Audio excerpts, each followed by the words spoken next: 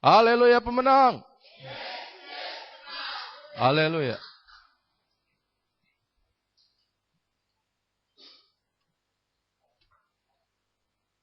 Saya berharap saudara dan saya sungguh-sungguh menjadi orang-orang yang lebih daripada pemenang. Amin. Seorang pemenang, sering saya katakan, hakikatnya bukan tidak pernah kalah. Tetapi seorang pemenang, pasti dia tidak pernah akan menyerah. Itu mentalitas pemenang. Tidak menyerah untuk tetap hidup di dalam kebenaran. Tidak pernah menyerah untuk tetap menjaga kasih mula-mulanya. Dan seorang pemenang akan siap untuk menderita. Tentunya bagi Kristus. Amin. Nah, malam hari ini saya akan sampaikan ketiga hal ini, yaitu tentang kasih mula-mula, tentang hidup di dalam kebenaran, dan tentang siap untuk menderita bagi Tuhan. Jadi nanti kita baca dari Wahyu 2 pasal 2 sampai pasal 3, kita nggak usah baca semua. Saya akan baca lompat-lompat saja saudara ya. Jadi Wahyu 2 dan 3 adalah tentang surat kepada ketujuh jemaat di Asia Kecil. Nah, ketujuh jemaat itu ada jemaat Efesus, ada jemaat Simirna, jemaat Pergamus, Tiatira, Sardis, jemaat Philadelphia, dan Laodikia. Nah, dari surat kepada ketujuh jemaat ini ada 3 hal penting. Topik pengajaran yang bisa kita tangkap. Yaitu yang tadi saya katakan, yaitu kasih mula-mula, hidup di dalam kebenaran, dan penderitaan. Nah, 2 dari ketujuh jemaat itu adalah jemaat Efesus dan Laodikia. Dari kedua jemaat ini kita dapat belajar tentang hal kasih mula-mula. Karena kedua jemaat ini, Efesus dan Laodikia, ini jemaat yang meninggalkan kasih mula-mula. Coba kita baca aja satu ayat dulu ya. Dari Wahyu 2 ayat yang keempat. Wahyu 2 ayat yang keempat. Saya bacakan ya. Namun demikian aku mencela engkau, karena engkau telah meninggalkan kasihmu yang semula.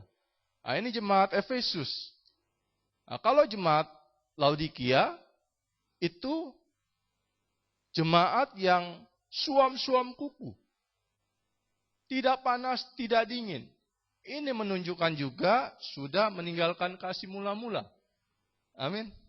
Jadi saya akan kasih kesimpulannya saja. Tadi pagi saya sudah sampaikan panjang lebar tentang kasih mula-mula. Jadi kasih mula-mula itu apa? Kasih mula-mula adalah kasih yang kita terima, kita alami, kita rasakan saat pertama kali kita mengenal Yesus. Saat pertama kali kita bertobat, lahir baru. Yang mengakibatkan terjadi satu kebangunan rohani dalam hidup kita. Kita begitu bersemangat, berkobar-kobar. Tiada hari tanpa kita menyaksikan kasih Tuhan. Tiada hari tanpa kita beribadah, selalu rindu untuk beribadah, selalu rindu untuk bersaksi. Nah, kalau di dalam Alkitab itu ada 2 contoh, yaitu Zakheus, ada juga perempuan Samaria. Kalau Zakheus ketika merasakan kasih mula-mula, dia sampai berani mempersembahkan separuh hartanya dan mengganti 4 kali lipat kepada orang-orang yang pernah dicuranginya. Nah, kalau perempuan Samaria lain lagi.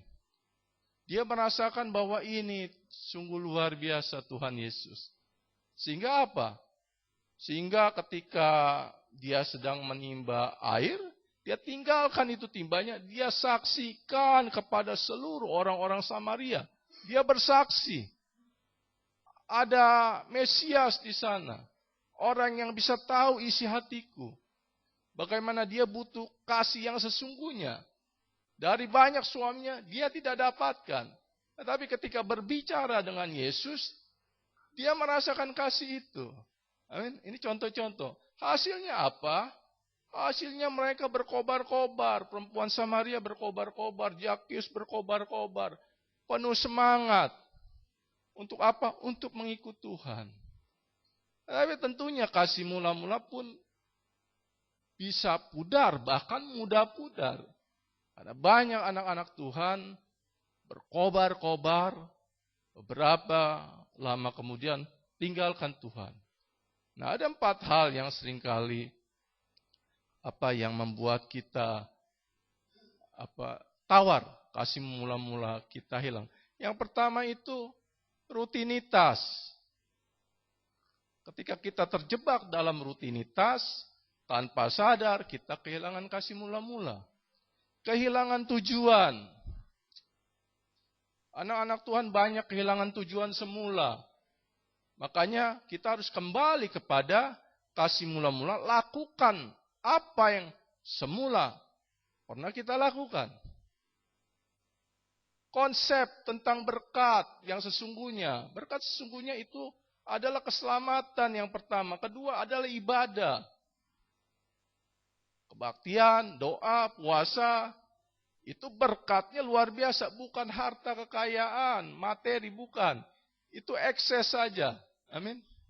Dan yang keempat itu rasa kecewa. Rasa kecewa itu seringkali mengakibatkan kita hilang kasih mula-mula kita.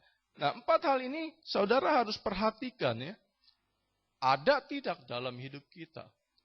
Apakah kita melayani, sudah mulai rutinitas, sudah mulai kehilangan tujuan, sudah salah konsep tentang ibadah, tentang berkat, dan hati yang kecewa. Nah, amin. Jadi, hal yang pertama yang dapat kita pelajari dari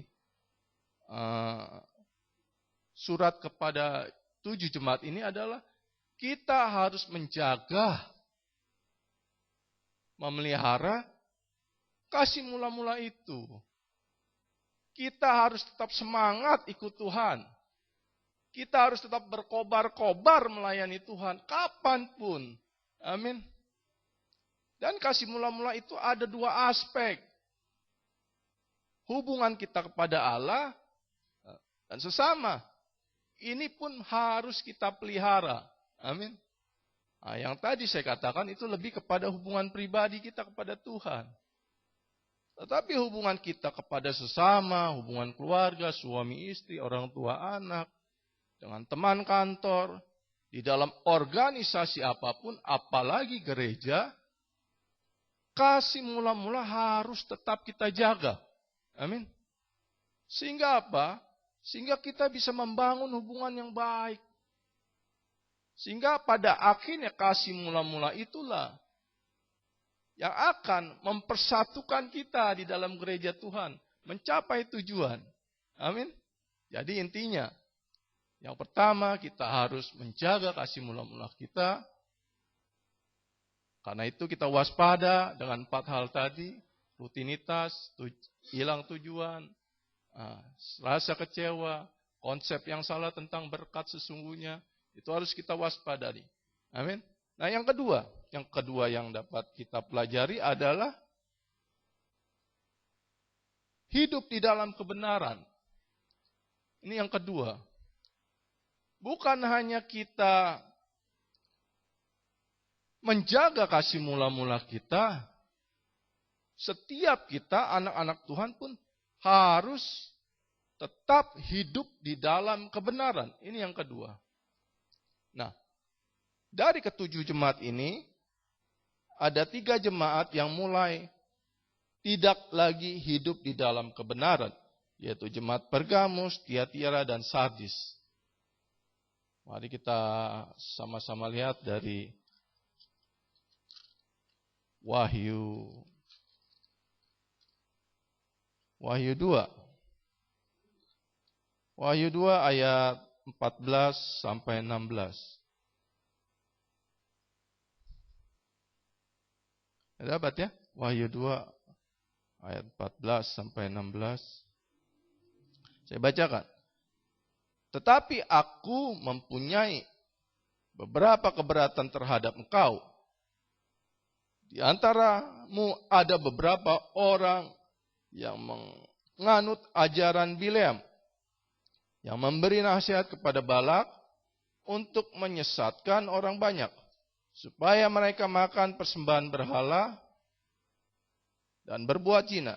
Demikian juga ada padamu orang-orang yang berpegang kepada ajaran pengikut Nikolaus. Sebab itu bertobatlah, jika tidak demikian aku akan segera datang kepadamu dan aku akan memerangi mereka dengan pedang yang di mulutku ini. Nah, ini salah satu jemaat yang mulai tidak lagi hidup di dalam kebenaran. Jemaat Pergamus. Kalau kita bicara hidup di dalam kebenaran, artinya apa? Artinya kita harus taati seluruh perintah Tuhan. Amin. Karena kalau bicara kebenaran, nggak bisa lepas dari firman Tuhan. Amin. Hidup mentaati firman, menuruti firman, bukannya menuruti nasihat orang fasik. Amin. Orang-orang yang tidak benar, menuruti nasihat orang-orang yang imannya masih dipertanyakan. Turuti firman, itu hidup di dalam kebenaran. Pengertian lain adalah menjadi serupa dengan Kristus. Amin. Kita harus berusaha meneladani Kristus sampai kita serupa dengan Dia. Itu hidup di dalam kebenaran. Bukan hanya firman, tetapi kita menjadi pengikut Kristus yang setia, menjadi murid Kristus yang setia. Sampai kita pun sama seperti Kristus. Nah, kalau bicara firman kan, Yesus itu firman yang hidup kan. Yang ketiga, yang lainnya adalah apa? Hidup oleh iman. Hidup di dalam kebenaran ya taat firman, serupa dengan Kristus, hidup oleh iman. Karena firman Tuhan katakan di Galatia 2 ayat 20 kalau tidak salah. Namun aku hidup, bukan lagi aku sendiri yang hidup, tetapi Kristus yang hidup di dalamku. Kristus hidup di dalamku. Dan hidup yang kujalani ini, hidup oleh iman. Hidup oleh iman kepada anak Allah. Amin. Itu hidup di dalam kebenaran. Nah, jemaat Pergamus ini sudah mulai menyimpang. Sudah mulai kompromi. Ini yang utama. Mengapa jemaat Pergamus meninggalkan kebenaran? Kompromi. Amin. Jadi saudara harus waspada. Jangan sampai menjadi anak-anak Tuhan yang kompromi di sini. Tadi ayat tadi dikatakan apa? Jadi jemaat Pergamus ini sebagian menganut ajaran Bileam. Mengikuti ajaran pengikut Nikolaus. Kompromi terhadap ajaran-ajaran sesat. Amin. Jadi, mengapa seringkali anak-anak Tuhan tidak lagi dapat hidup di dalam kebenaran? Kompromi. Amin. Hati-hati saudara. Kompromi itu selalu dimulai dari hal-hal yang sederhana. Hal-hal yang ya kecil lah menurut kita. Contohnya, Daud awal mula jatuh dalam dosa apa? Bangun tidur siang, sore ya. Dia jalan-jalan di soto istana, dia lihat Batseba lagi mandi. Laki-laki nggak apa-apalah. Wajar dong ciptaan Tuhan yang indah begitu. Amin. Batseba yang aduhai, kompromi. Bukannya dia astagfirullah, masya Allah, mestinya gitu kan. Mungkin dia alhamdulillah. Kompromi. Gak apa-apalah. Amin. Akhirnya apa? Jatuh di dalam perzinahan. Selesai? Tidak. Dia berzina dengan Batseba. Bahkan suaminya dibunuh, Uria. Dimulai dari apa? Kompromi. Hal-hal ya sederhana. Kalau anak-anak muda kan suka kompromi kan. Di kamar-kamarnya taruh foto-foto yang seksi-seksi. Umbrella girl. Umbrella girl. Kalau nggak salah ya. Wanita yang seksi-seksi. Kompromi. Bangun tidur. Plong, nototnya gitu. Hati-hati. Bisa jadi seperti Daud, saudara. Jatuh di dalam dosa. Amin. Jadi, tidak dapat hidup di dalam kebenaran selalu diawali dengan hal-hal yang sederhana. Hal-hal yang kecil. Salomo, anaknya Daud. Kompromi juga. Dia bergaul dengan orang-orang yang menyembah berhala. Bahkan dia menikahi wanita-wanita yang menyembah berhala. Istrinya kalau nggak salah 700, gundiknya 300. Bayangin, 1.000. Istri sama gundik 1.000. Sebagian penyembah berhala. Akhirnya apa? Menyembah berhala kan? Sehingga apa? Kerajaan Israel terbelah dua karena dosa penyembahan berhala. Salomo dimulai dari hal-hal yang sederhana. Oleh karena itu kita harus waspada. Amin. Jemaat Pergamus sama. Saya percaya dia mulai hal-hal yang sederhana. Enggak apa-apalah, ini ajaran umum. Enggak menyesatkan apa. Akhirnya Tuhan menegur mereka. Tuhan mencela mereka. Amin. Jadi waspada terhadap hal-hal yang mungkin menurut kita enggak apa-apa, bohong-bohong dikit lah. Wah, saudara tahu orang yang koruptor enggak tiba-tiba saja jadi koruptor. Saya percaya orang itu mulai berani bohong-bohong dikit. Ya, dagang, bohong-bohong dikit lah. Akhirnya apa? Akhirnya ada kesempatan gede, enggak nahan juga. Tapi kalau saudara belajar setia dalam perkara kecil, enggak kompromi, dosa sekecil apapun, maka tidak mudah saudara dijatuhkan dengan dosa-dosa yang menggegerkan. Enggak tiba-tiba saja seorang anak Tuhan jatuh dalam perzinahan kayak Raja Daud, enggak tiba-tiba. Enggak ada yang tiba-tiba tang gitu. Pasti dimulai dari mungkin di kantor dia bergaul, bercandanya nyerempet. Dulu saya suka, sekarang udah enggak ya. Jemaat Misi Kasih nih, bapak-bapaknya bercandanya suka nyerempet. Rada-rada jorok, bahaya, apalagi hamba Tuhan. Hati-hati. Kalau khotbah gini kadang-kadang ada spontan-spontan yang keluar. Kalau saya biasa bercanda jorok, nanti keluar loh. Makanya nggak heran kalau hamba, ini sih kompromi nih orang dalam bercandanya. Amin. Di kantor bercanda, nyerempet-nyerempet, akhirnya ada affair. Akhirnya terjadi dosa itu. Amin. Nggak tiba-tiba aja orang itu terlibat narkoba. Berbuat jahat nggak tiba-tiba. Selalu kompromi dulu dengan hal-hal yang sederhana. Amin. Di dalam pergaulan enggak apa-apalah, pergaulan seperti ini enggak apa-apa. Ikut-ikut enggak, gua enggak narkoba lah, cuma ngumpul-ngumpul aja. Ya, ikut dugem dikit-dikit lah, minum dikit-dikit Akhirnya narkoba. Amin. Enggak tiba-tiba aja orang jadi tukang mabok-mabokan. Saya punya tetangga ya, sudah meninggal.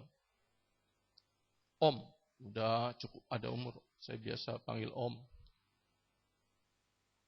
Dulunya nggak suka minum.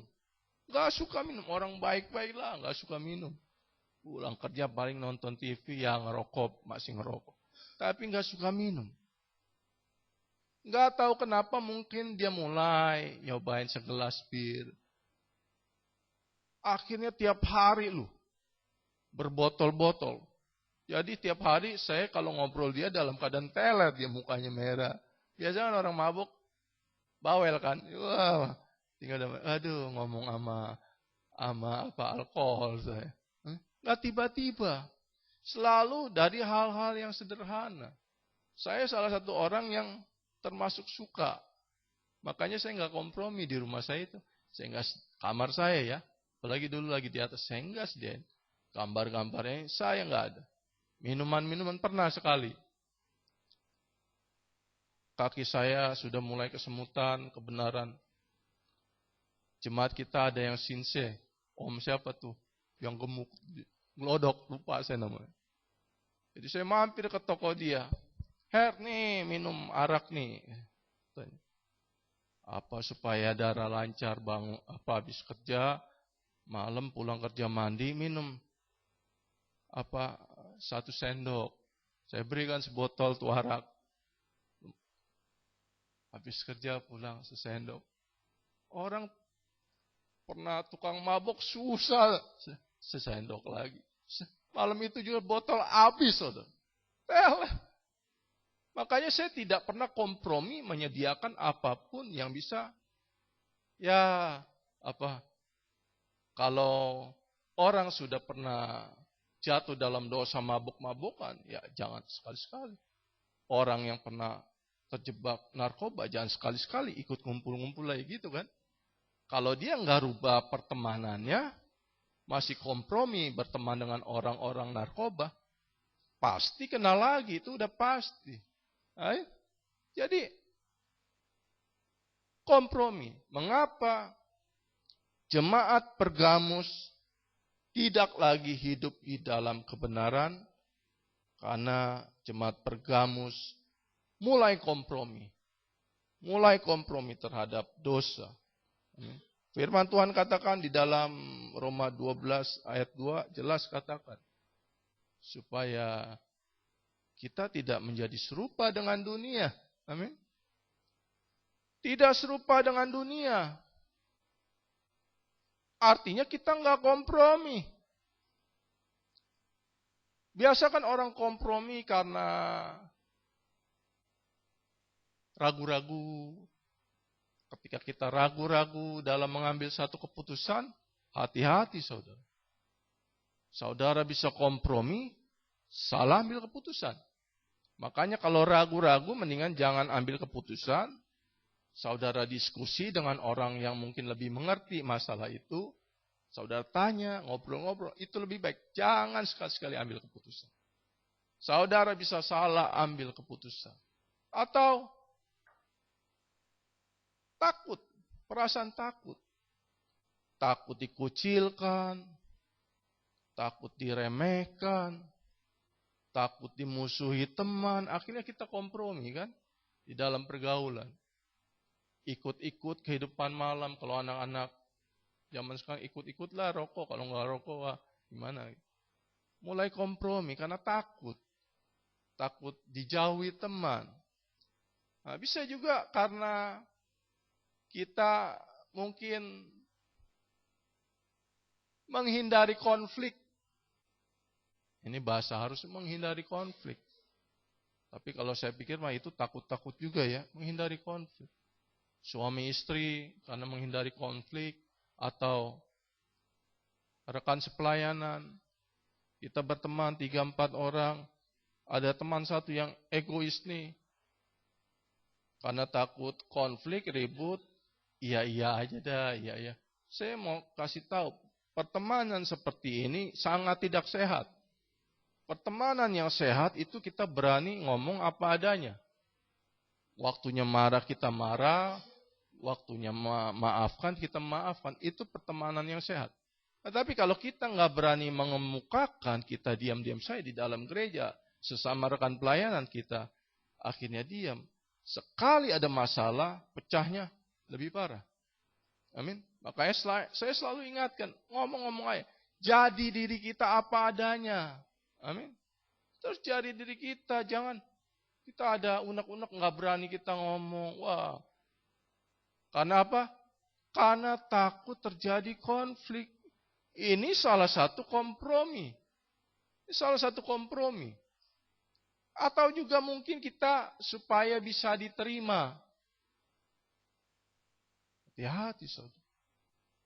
Ahok itu ditawarin suruh masuk Islam supaya bisa diterima sama konstituennya.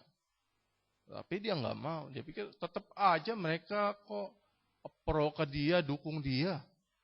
Kalau pemilih-pemilih yang sehat saat dia masih di Belitung kalau nggak salah. Belitung Timur kalau nggak salah. Tapi dia tidak kompromi. Amin. Tidak takut, tidak diterima. Saudara mungkin sering melihat orang-orang yang mungkin main proyek, tender bisnis, supaya bisa diterima, sogok sono, sogok sini. Banyak anak-anak Tuhan juga lakukan itu supaya bisa. Tapi hati-hati saat ini. KPK itu banyak tangkepin orang-orang seperti itu loh. Amin. Jadi ngeri juga. Belum lama orang Bupati Biak kalau nggak salah. Bupati Biak. Tangkep KPK. Pengusahanya coba-coba sogok. Ada proyek apalah. Amin. Supaya bisa diterima. Haleluya. Jadi hal yang pertama tentang hal hidup di dalam kebenaran. Agar kita tetap di dalam kebenaran, kita nggak boleh kompromi. Amin. Yang kedua, ini pun terjadi pada jemaat Tiatira. Ayatnya saya bacakan ya. Ayat yang ke 19-20. Wahyu 2 ayat 19-20. Aku tahu segala pekerjaanmu, baik kasihmu maupun imanmu, baik pelayananmu maupun ketekunanmu. Aku tahu bahwa pekerjaanmu yang terakhir lebih banyak daripada yang pertama. Tetapi aku mencela engkau karena engkau membiarkan wanita Isabel yang menyebut dirinya Nabiah mengajar dan menyesatkan hamba-hambaku supaya berbuat zina dan makan persembahan-persembahan berhala. Nah, ini adalah dosa pembiaran. Di sini dikatakan, aku mencela engkau karena engkau membiarkan wanita Isabel mengajar, menyesatkan hamba-hamba pada jemaat Tiatira. Dosa pembiaran.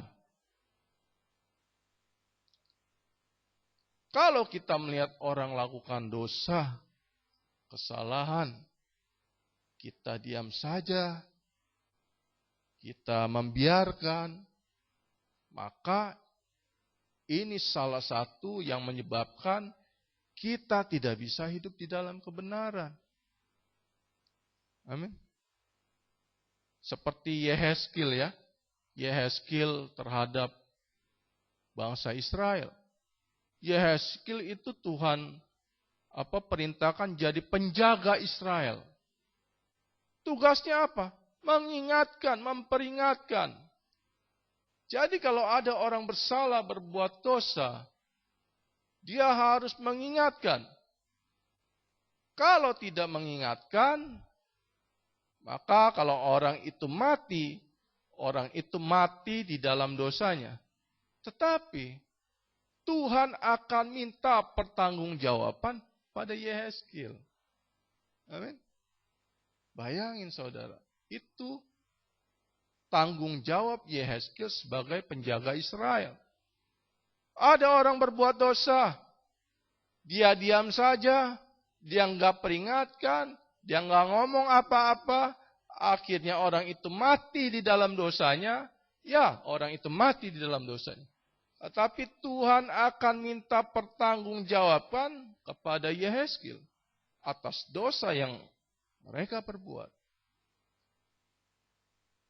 Ini kan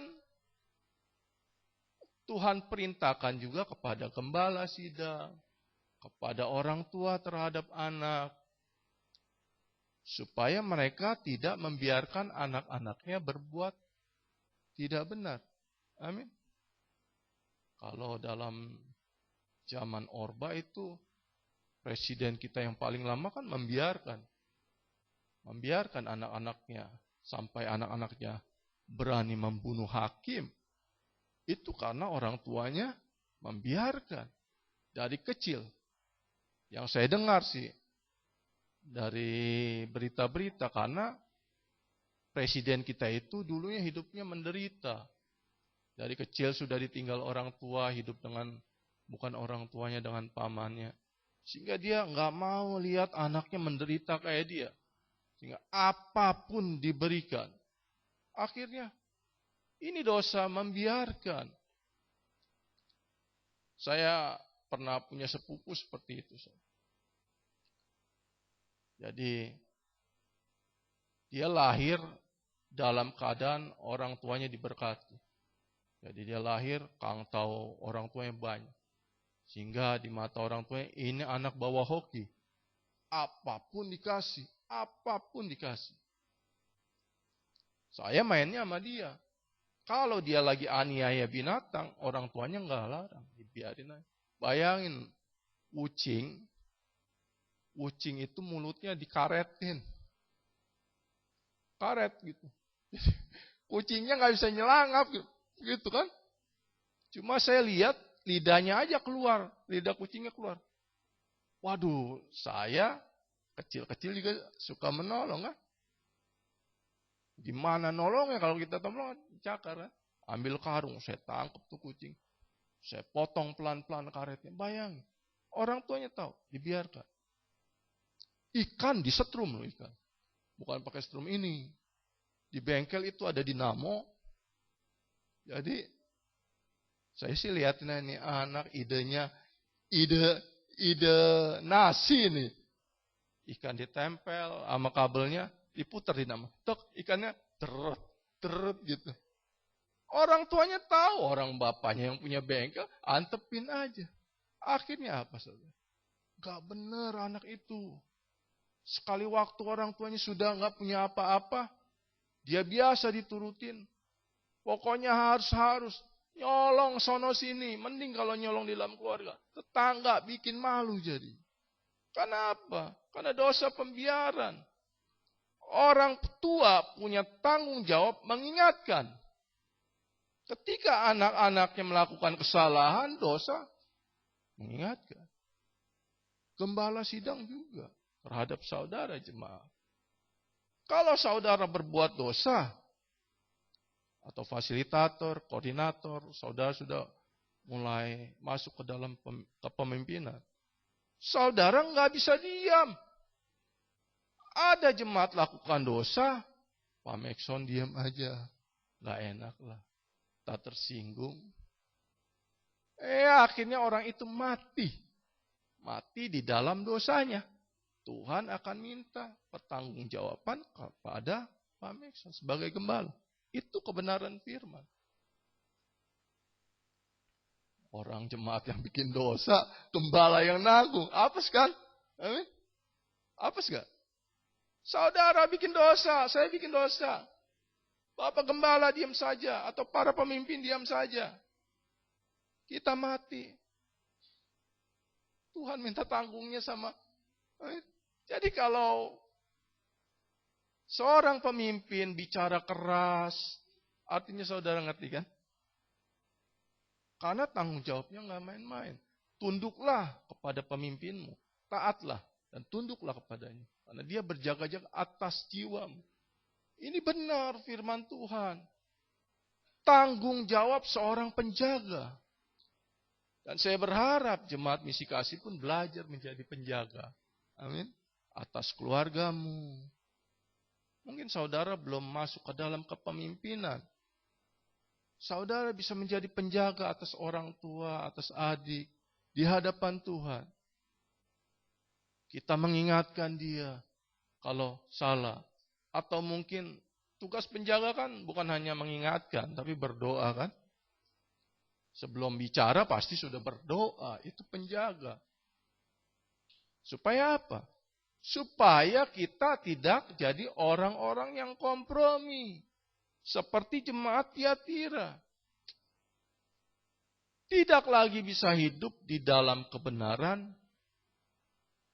karena membiarkan Isabel menyesatkan, mengajar hal-hal yang tidak benar. Nah, yang ketiga ini jemaat Sardis. Wahyu 3 ayat 1 dan 2. Wahyu 3 ayat 1 dan 2. Saya bacakan ya. Dan tuliskanlah kepada malaikat jemaat Sardis, inilah firman Dia yang memiliki ketujuh roh Allah dan ketujuh bintang itu. Aku tahu segala pekerjaanmu. Engkau dikatakan hidup, padahal engkau mati. Bangunlah dan kuatkan apa yang masih tinggal, yang sudah hampir mati. Sebab tidak satu pun dari pekerjaanmu aku dapat sempurna di hadapan Allahku. Yang ketiga yang membuat seseorang tidak lagi dapat hidup di dalam kebenaran adalah mati rohani. Tadi kompromi sudah kita bahas. Yang kedua kita melakukan dosa pembiaran. Yang ketiga kita mati rohani. Mati rohani itu apa? Terputusnya hubungan kita dengan Tuhan di dunia ini. Mati rohani. Adam dan Hawa ketika jatuh dalam dosa mati rohani. Hadirat Allah tidak lagi dapat terkonek dalam hidupnya. Karena apa? Karena orang tersebut sudah tidak layak. Amin. Mati rohani ini membuat kita tidak dapat hidup di dalam kebenaran.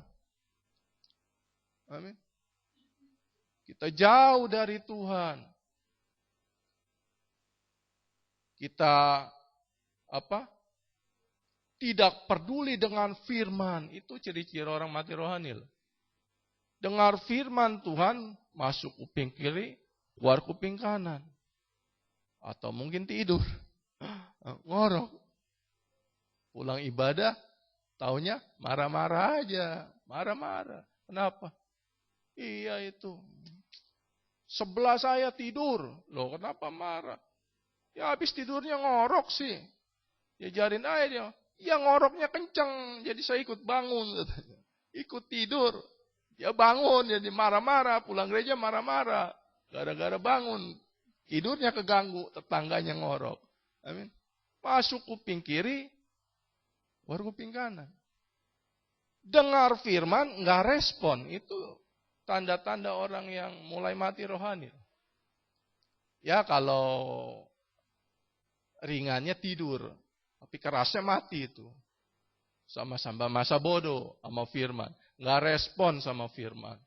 Nggak peka sama firman. Diperingati pemimpin, masa bodoh. Ini orang-orang yang mati rohani. Amin. Pada akhirnya orang-orang seperti ini ya nggak mungkin. Jelas tidak mungkin hidup di dalam kebenaran. Jadi kita sudah bahas ya hal yang kedua. Agar pesan yang kedua dari surat kepada ketujuh jemaat ini adalah supaya kita tetap hidup di dalam kebenaran.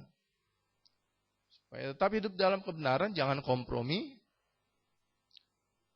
jangan melakukan dosa pembiaran, dan kita tetap menjaga rohani kita tetap hidup.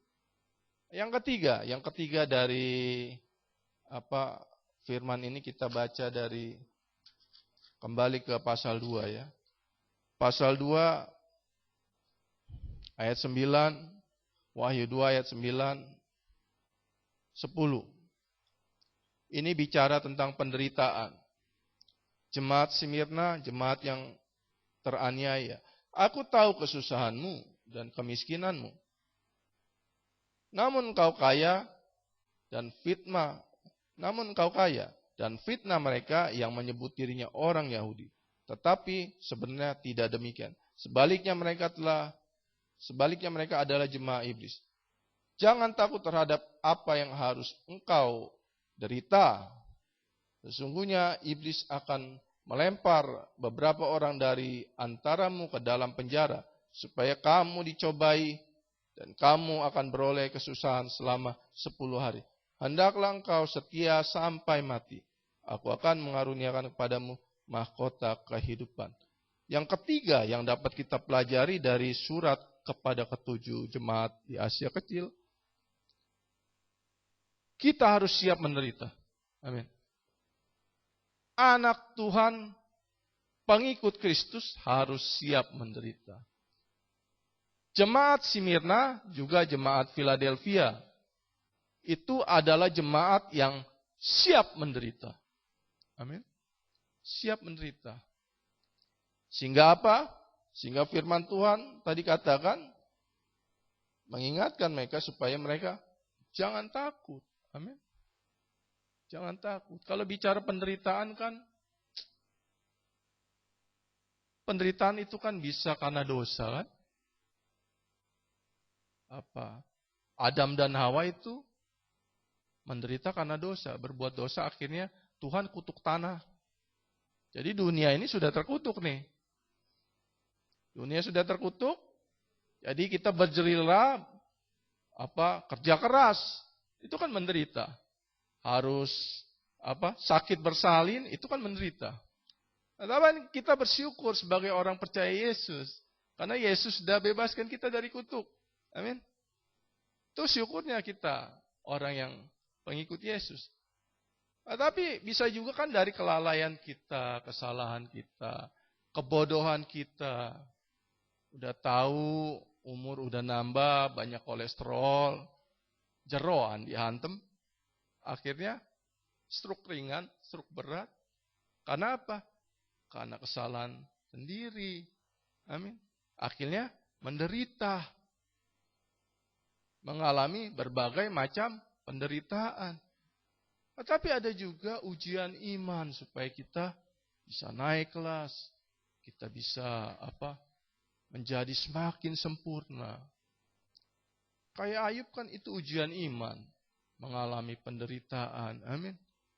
Jadi penderitaan itu bisa dari dosa, dari kebodohan kita, dari juga ujian iman. Tetapi dari semuanya itu firman Tuhan katakan di ayat 10, jangan takut terhadap apa yang harus engkau derita. Jangan takut terhadap apa yang harus engkau derita. Jadi seorang anak Tuhan gak perlu takut mengalami penderitaan. Amin. Sebaliknya firman Tuhan katakan bahwa kita harusnya bersuka cita. Amin. Kita bersyukur. Yakobus 1 katakan, hendaklah kita bersyukur, bersuka cita. Kalau masuk ke dalam berbagai pencobaan. Karena ujian imanmu akan menghasilkan ketekunan. Dan ketekunan akan menghasilkan pribadi kita yang semakin sempurna, semakin utuh, semakin kuat. Tidak mudah jatuh. Amin. Tidak kekurangan apapun. Amin. Jadi jangan takut. Pesan firman Tuhan, kita harus siap menderita. Karena itu, jangan takut terhadap penderitaan. Lebih jauh firman Tuhan katakan, bahwa kita ini kan semua dikaruniakan bukan hanya untuk percaya Yesus, tetapi juga untuk menderita bagi Dia. Haleluya. Jadi jangan takut. Amin. Jangan pernah takut dengan apapun juga yang mungkin membuat hidup kita menderita. Baik sekarang lagi panas-panasnya nih pemilu ya. Apalagi dengar Wiranto ngomong. Banyak orang yang takut apa? Emangnya kayak saudara kita tuh orang-orang kelompok muslim tertentu. Mereka itu ketakutan. Takut apa? Takut Jokowi presiden katanya. Kenapa? Kalau Jokowi presiden, gubernurnya Ahok orang Kristen. Mereka itu nggak mau terjadi. Karena sudah terjadi. Waktu Jokowi wali kota Solo, wakilnya orang Katolik. Sekarang jadi wakilnya jadi wali kota orang Katolik. Ya mereka emang kenapa ya? Heran juga ya. Mau apa? Itu kan profesionalisme. Keahlian. Kenapa harus dihubung-hubungan dengan agama? Kalau saya suka lihat di webnya itu, nih orang kayak paranoid ya terhadap terhadap kekristenan. Itu kayak kita nggak perlu takut, mau siapa jadi presiden, Prabowo jadi presiden, katanya ada manifesto pemurnian agama, nggak usah takut, saudara. Di Indonesia ini masih banyak orang-orang nekat, anak-anak Tuhan nekat tuh masih banyak. Kita itu dengerin mereka aja. Masih banyak anak-anak Tuhan yang setia. Masih banyak anak-anak Tuhan yang berani bicara, itu masih banyak. Kita mah nggak tahu apa-apa, biarkan saja. Mereka yang pasti berani bicara. Amin. Jadi nggak perlu kita gentar dengan hal-hal seperti itu. Amin. Nggak perlu takut dengan apapun juga. Dengan penderitaan yang mungkin akan kita alami. Kan Bapak Gembala pernah sampaikan. Ya kalau kita mengalami aniaya, ya pindah aja. Kan kasih karunia. Kalau GKI Jasmine itu kan kasih karunia. Kalau mereka gerejanya dianiaya itu kasih karunia. Justru kita nggak mengalami kasih karunia. Kenapa kita harus takut? Amin. Anak-anak Tuhan tidak perlu takut dengan hal-hal seperti itu. Firman Tuhan jelas katakan, jangan takut terhadap apa yang harus engkau derita. Jangan pernah takut. Amin. Dan di bawahnya dikatakan lagi, hendaklah engkau setia sampai mati. Amin. Selain tidak takut, pada akhirnya kita harus menjadi orang-orang yang setia. Setia sampai mati. Siap jadi martir. Siap jadi martir. Di dalam Alkitab itu banyak anak-anak Tuhan yang nggak pernah gentar dengan penderitaan dan sudah jadi martir. Stefanus jadi martir. Akhirnya apa? Paulus bertobat. Paulus jadi martir. Seluruh Asia, Eropa mengalami lawatan Tuhan. Petrus, Yakobus, banyak lagi. Mereka orang-orang yang tidak pernah gentar terhadap penderitaan. Mereka setia sampai mati. Amin. Nah, tentunya kita kalau mau setia sampai mati, ada proses. Amin. Gak mungkin lah orang ibadah aja gak rajin, bisa setia sampai mati, itu udah gak mungkin.